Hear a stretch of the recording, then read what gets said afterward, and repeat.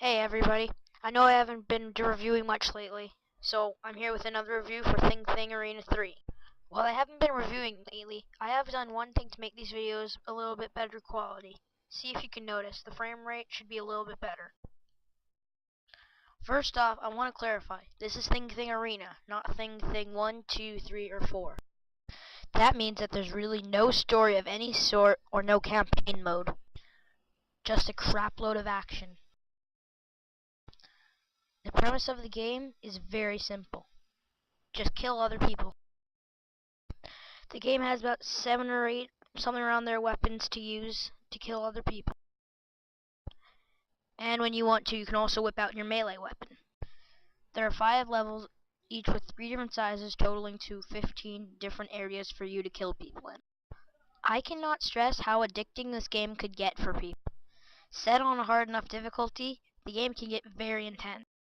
And the amount of blood that comes out of each enemy whenever you shoot them is sickly staggering. What does Halo Zero make you think of? Halo, probably, right? Because this makes me think of Unreal. Speaking of Halo Zero, do not bother downloading it. Just play this instead. You'll have much more fun with any of the Thing games. Let's talk a little bit about the graphics now. The graphics in this game are pretty nice. There was a lot of attention to detail in this game. Not with the character models, but definitely with the giblets and blood. The motions in the game are very fluid, and that's not to say the character models don't look half decent. The motion definitely makes the characters look like they're alive. The one thing that can't be helped is because the characters are mainly just gray, it doesn't look like they have a whole lot of personality. But of course, the whole gray character thing, and the amount of blood and gore, makes it a Thing game, right? The environments you play in, although, those look a little bit bland. I think that they could have put a little bit more attention into those, and could have made some sort of contraptions in some of the levels instead of just making flat areas for you to walk around. They get very uninteresting. Also, so far, I haven't found any glitches in the game, which is definitely a good thing.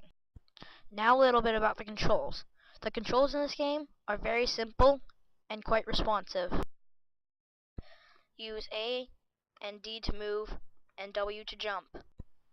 And I forgot what button is the original melee attack button, but I mapped it to mouse wheel click, and then of course use mouse to aim.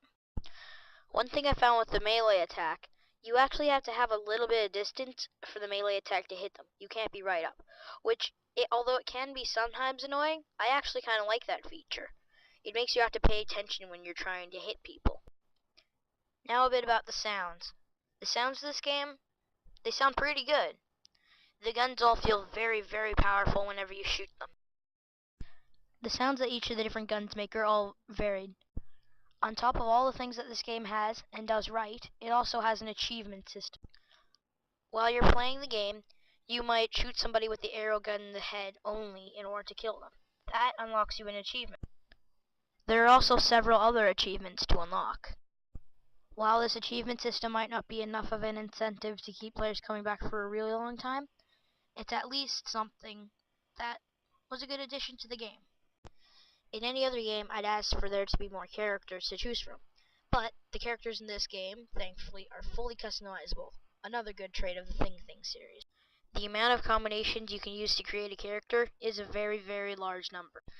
In all, I only have 2 gripes with the game, and that's that the environments can be pretty bland, and also, there's no music while you're fighting. Something I forgot to mention.